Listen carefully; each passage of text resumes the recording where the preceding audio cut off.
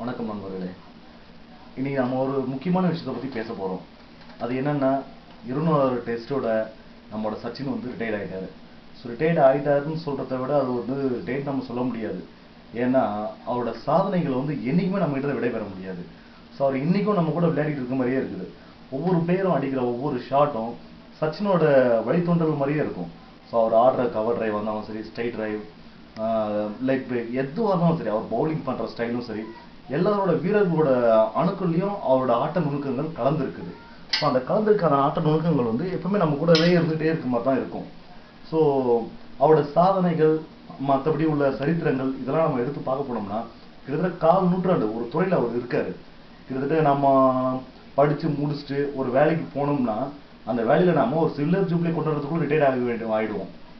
ஆனா இன்னைக்கு கூட சூழ்நிலையில பாத்தீங்கன்னா 16 வயசு, கிட்டத்தட்ட அண்டர் 18, ஓட்டு போட கூட வயது தகுதி இல்லாத ஒரு சூழ்நிலையில இருந்து ஒரு துறைகளுக்கு வராரு. அந்த துறையில அங்கிருந்து 24 வருஷம் நீடிக்கிறாரு. அதாவது நம்மோட ஒரு +2 முடிக்கிறதுக்கு முன்னாடியே அவர் வந்து கிரிக்கெட் விளையாட ஆரம்பிச்சிட்டாரு. தன்னோட தான் யாருன்னு தெரிஞ்சுக்கிறதுக்கு முன்னாடி தன் துறை என்னன்றது தெரிஞ்சுக்கிட்டு சாதிச்ச ஒரு மகான் அவர். ஸோ அவரோட சாதனைகள், மற்ற விஷயங்கள் அப்படின்லாம் நம்ம பார்க்க போனோம்னா முதல்ல நம்ம கவர்மெண்டால அவருக்கு கொடுக்கப்பட்டது பார்த்தீங்கன்னா அர்ஜுனா அவார்டு. அர்ஜுனா அவார்டுன்றது என்னன்னா ஒரு குருவோட, இப்போ துரோணாச்சாரியார் அவார்டுன்னு நம்ம கிட்ட இருக்கு. துரோணாச்சாரியார் வந்து ஒரு கோச்சுக்கு தான் கொடுப்பாங்க.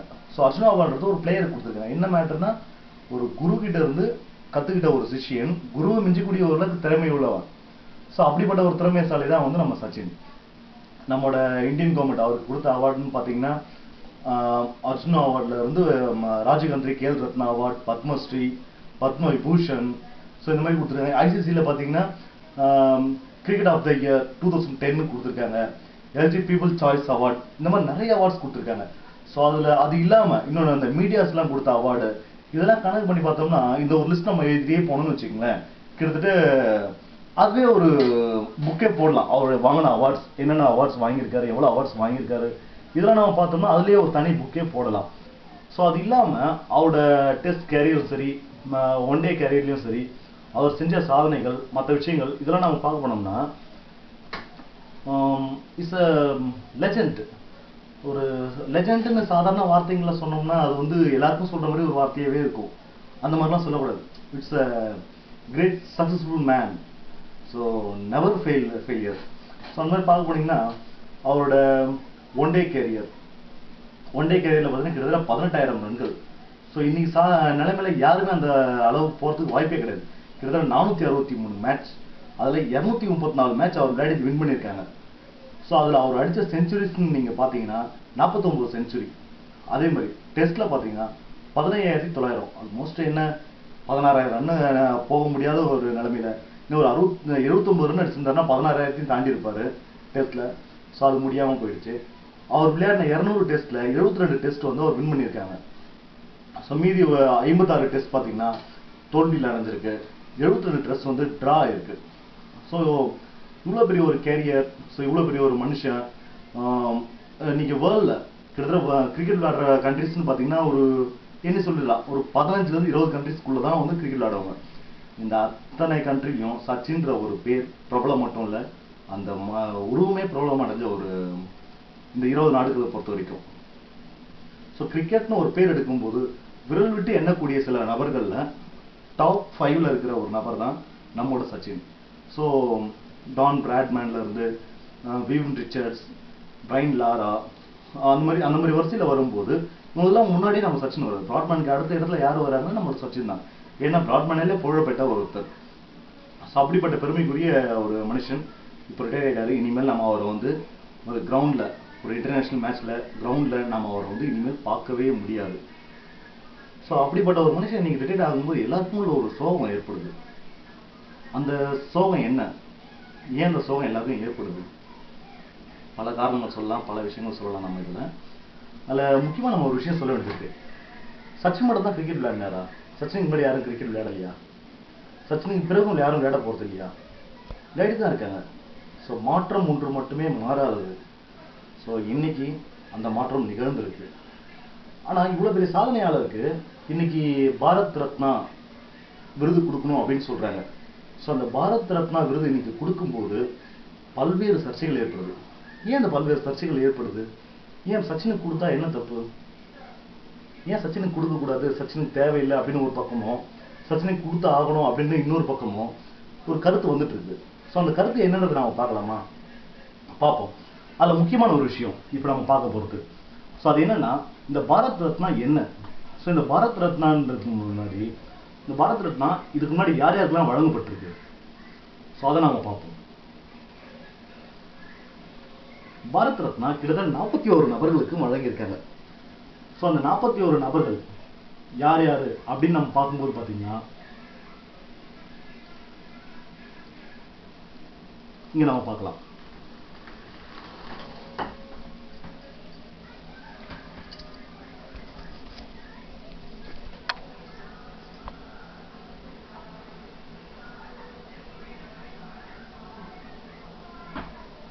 ஸோ இந்த 41 நபர்கள் யார் யார் அப்படின்ற ஒரு விவரம் நீங்கள் பார்த்தீங்கன்னா, அது ஒரு பெரிய பட்டியல். இன்னைக்கு வந்து 2 நபர்களுக்கு வந்து பாரத் ரத்னா இந்த வருஷத்துக்கு வந்து அனௌன்ஸ் பண்ணியிருக்காங்க. அதில் ஒருத்தர் CN ராவ், அடுத்து இன்னொருத்தர் பார்த்தீங்கன்னா சச்சின் தெண்டுல்கர். ஸோ இந்த பாரத் ரத்னா இத்தனை பேருக்கு வழங்கியிருக்காங்க, 41 பேருக்கு வழங்கியிருக்காங்க. இந்த 41 பேர் யார் யார், அவங்களோட பின்புலங்கள் என்ன, அவங்க என்ன செஞ்சாங்க அப்படின்னு நம்ம பார்க்க போனோம்னா, Rajagopalachariar, sir C V Raman, Sarvepalli, Radhakrishnan, Bhagavan Das, so இந்த மாதிரி வரிசையா சொல்லிட்டே போகலாம். இதுல வாழ்ந்து மறைந்த பிறகு யாராருக்கெல்லாம் நமக்கு பாரத் ரத்னா கொடுத்துருக்காங்க அப்படின்னு பார்க்க போனீங்கன்னா, தமிழ்நாட்டை சேர்ந்த காமராஜர், அவர் வாழும்போது அவருக்கு கிடைக்கல, வாழ்ந்து மறைந்த பிறகு அவர் கிடைச்சிருக்கு. அதே மாதிரி மதர் தெரேசா வேற ஒரு நாட்டுல இருந்து இங்க வந்து நம்ம கல்கத்தாவில், ஸோ இங்க உள்ள மக்களுக்காக சேவை செஞ்ச ஒரு தாயார், ஒரு அன்னை. ஸோ அவங்க வந்து ஒரு புனிதர் பட்டம் பெற்றவங்க. ஸோ அவங்க வாழுங்காலத்தில் அவங்க வாங்கினவங்க. ஸோ மறைந்த காலத்தில் பார்த்தீங்கன்னா காமராஜர் மறைந்த பிறகு பாரத் ரத்னா வழங்கியிருக்காங்க. அதே போல ராஜீவ்காந்தி, அவருக்கும் மறைந்த பிறகுதான் வந்து பாரத் ரத்னா வழங்கப்பட்டிருக்கு. அதே மாதிரி நம்ம எம்ஜிஆர் ராமச்சந்திரன், அவருக்கு வந்து மறைந்த பிறகுதான் வந்து பாரத் ரத்னா வழங்கியிருக்காங்க. ஸோ மீதி உள்ளவங்கலாம் பார்த்தீங்கன்னா 2 நபர்களுக்கு வந்து பாரத் ரத்னா வெளிநாட்டு சேர்ந்தவங்களுக்கு வழங்கப்பட்டிருக்காங்க. அதுல ஒருத்தர் யாருன்னு பார்த்தீங்கன்னா நெல்சன் மண்டேலா, உங்களுக்கு எல்லாருக்குமே தெரியும், அவர் சவுத் ஆப்பிரிக்காவை சார்ந்தவர். இன்னொரு நபர் இருக்காரு, ஸோ அவரும் வந்து இந்தியாவை சார்ந்தவர் இல்லை, அப்துல் காஃபர் கான். ஸோ அவருக்கும் பாரத் ரத்னா வழங்கியிருக்காங்க. இதுல முக்கியமா நீங்க ஒரு விஷயம் பார்த்தீங்கன்னா, பாரத் ரத்னான்ற அந்த ஒரு விஷயம் பார்த்தீங்கன்னா, நம்மளோட தேசத்துக்காக பாடுபட்டவங்க, ஒரு சமுதாய நல்லிணக்கத்துக்காக பாடுபட்டவங்க, சமுதாய வளர்ச்சிக்காக பாடுபட்டவங்க, சமுதாயத்துக்கு அவங்க ஆற்றிய தொண்டு. ஸோ இதன் அடிப்படையில் வந்து இது வரைக்கும் வாங்கணும் எல்லாருமே வருவாங்க. நம்மளோட doctor B.R. Ambedkar, so Ambedkar மறைந்த பிறகுதான் அவருக்கு பாரத் ரத்னா வழங்கப்பட்டிருக்கு. 1956 அவர் மறைந்தார். ஆனா அவருக்கு பாரத் ரத்னா வழங்கப்பட்டதுன்னு பாத்தீங்கன்னா கிட்டத்தட்ட 1990 தான் அவருக்கு வழங்கப்பட்டிருக்கு. ஸோ அம்பேத்கரை பத்தி நம்ம சொல்ல வேண்டிய அவசியமே கிடையாது. ஏன்னா இந்திய பிரஜையா இருக்க ஒவ்வொருத்தருக்கும் தெரிஞ்சிருக்க ஒரு வார்த்தை என்னன்னா அம்பேத்கர்ன்ற வார்த்தை. ஏன்னா நம்மளோட இந்திய அரசியலமைப்பு சட்டத்துக்கு உயிர் கொடுத்தவர், உருவம் கொடுத்தவர் அவர்தான். உயிரின் உருவம் கொடுக்கக்கூடியவங்க யாருன்னு பாத்தீங்கன்னா ஒரு தாய், தந்தை. ஸோ அப்படி நம்மளோட தேசத்துக்கு பாத்தீங்கன்னா ஒரு தாயாவும் தந்தையாவும் வந்து நம்மளோட தேசத்தோட சட்ட திட்டங்களுக்கு ஒரு தாய் தந்தையா இருந்திருக்காரு அவரு. ஸோ அவருக்கே பாத்தீங்கன்னா 1956 இறந்தவருக்கு 1990 வரைக்கும் பாரத் ரத்னா வழங்கப்படவில்லை. ஏன் அவர் பாரதின் ரத்னம் இல்லையா? ஸோ அப்படிப்பட்ட ஒருத்தருக்கு நம்ம ஏன் இவ்வளவு காலந்தாழ்த்தி வழங்கியிருக்கோம்? ஸோ இதுல என்ன காரணங்கள் இருக்கு? சரி, அவரை எடுக்கும், நம்மளோட காமராஜர் எடுத்துக்குவோம். தமிழ்நாட்டுல இன்னைக்கு வரைக்கும் கட்டியிருக்க அணைக்கட்டுகள்ல இருந்து மற்றபடி எல்லா விஷயங்கள்ல இருந்து மின் திட்டங்கள், Manali, oil, petrol industry, so இது எல்லாமே நம்ம தமிழ்நாட்டுக்கு கொண்டு வரதுலையும் சேலம் ஸ்டீல். ஸோ அணைக்கட்டுன்னு கணக்கு பண்ணி பார்த்தீங்கன்னா கிட்டத்தட்ட ஒரு 11 அணைக்கட்டுகளுக்கு மேல வந்து காமராஜர் திட்ட காலத்துல ஏற்படுத்தப்பட்டது. ஸோ அவர் வந்து தமிழ்நாட்டோட வளர்ச்சிக்கு மிகப்பெரிய பங்குன்னு சொல்றதை விட அவர் தான் ஆணிவர். அதன் பிறகு வளர்ந்ததுதான் மற்ற எல்லாமே.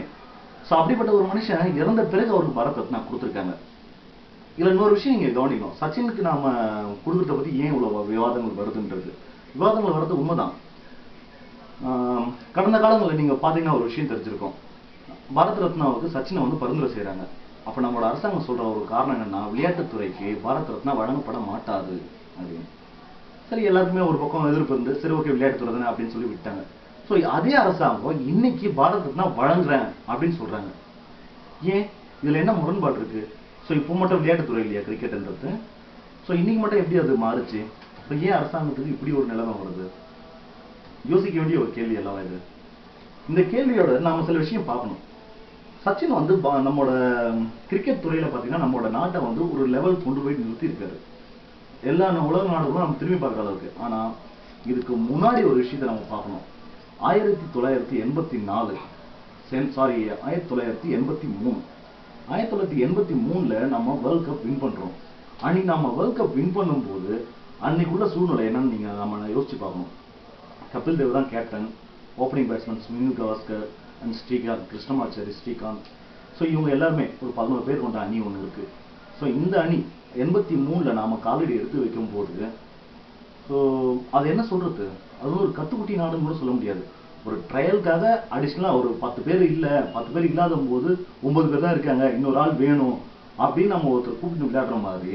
ஸோ ஒரு வேர்ல்ட் கப்னா ஒரு குறிப்பிட்ட நாடுகள் இருந்தா நல்லா இருக்கும் அப்படின்னும் போது ஸோ அதுல ஒரு இடத்துல விளையாட தெரிஞ்சவங்க அப்படின்னு எடுத்துட்டு போனது டீம் தான் நம்ம இந்தியன் டீம். அந்த சூழ்நிலையில நமக்கு உலக கோப்பையே நமக்கு பெற்று வந்திருக்கும். ஸோ அன்னைக்கு அவங்களாம் சாதனையாளர்கள் இல்லையா? ஸோ அவங்களாம் சாதிக்கவே இல்லையா? ஸோ இன்னைக்கு சச்சின் வந்து எல்லா துறையிலும் இருக்கும்போது சாதிக்கிறது பெரிய விஷயம் இல்லை.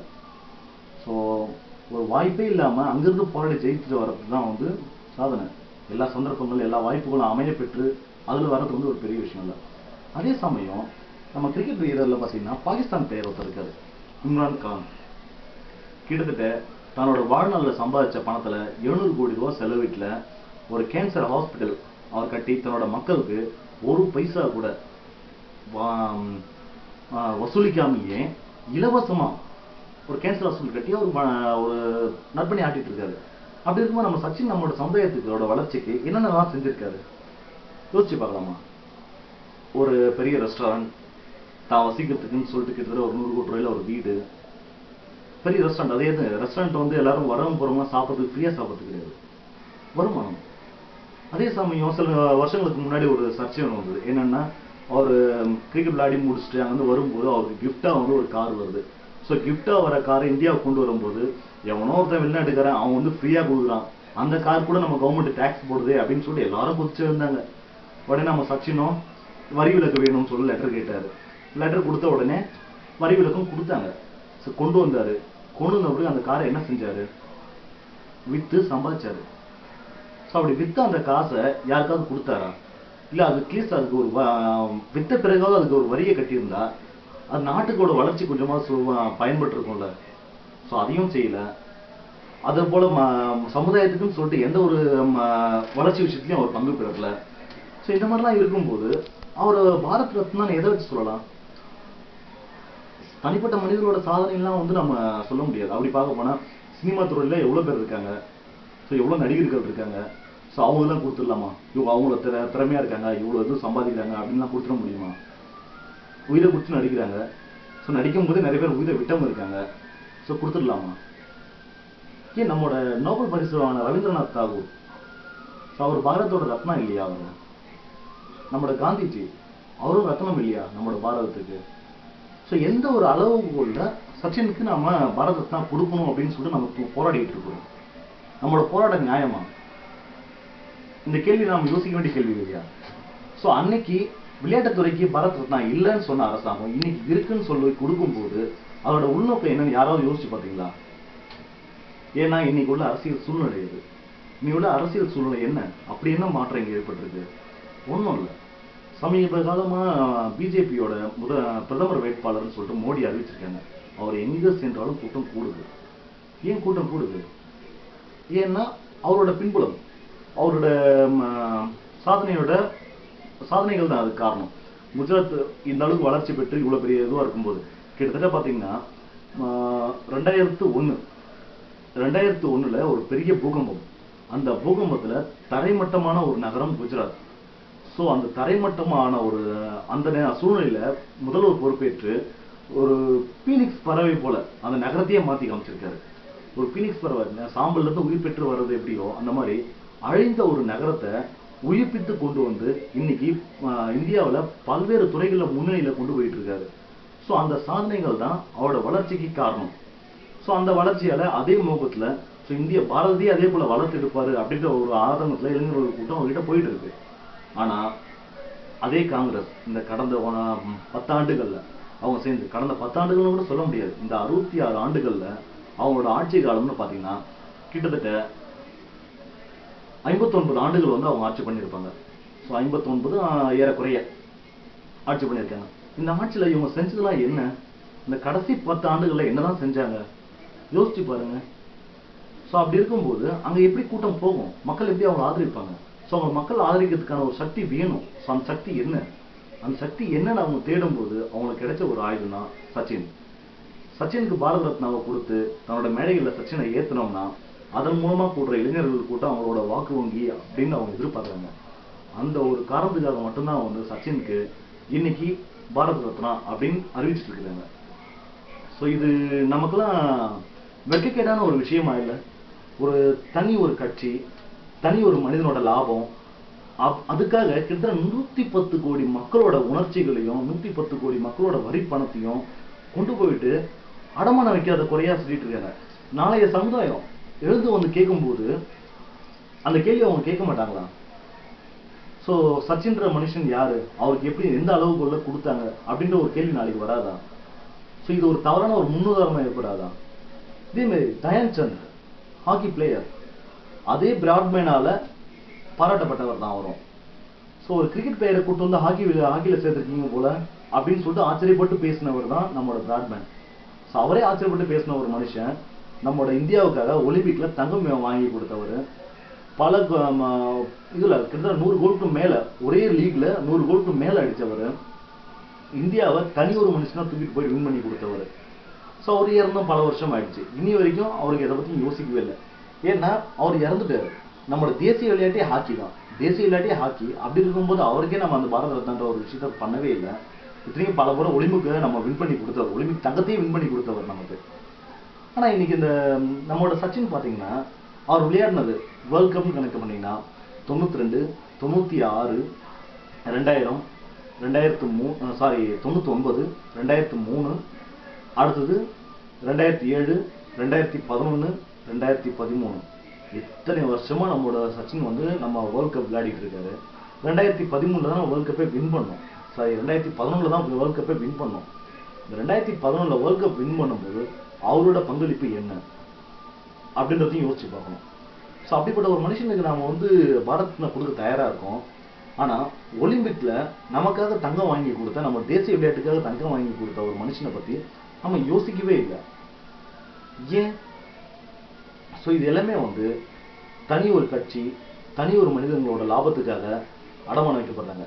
இது மூலமா சச்சினுக்கு தெரியப்படுத்துற ஒரே ஒரு விஷயம் என்னன்னா, எந்த ஒரு தனி மனித சக்திக்காகவும் தனி ஒரு கட்சிக்காகவும் தன்னோட சாதனைகளையும் தன்னோட திறமைகளையும் தயவு செய்து அவரை அடமானம் வச்சுக்காம இருக்கிறது நல்லது.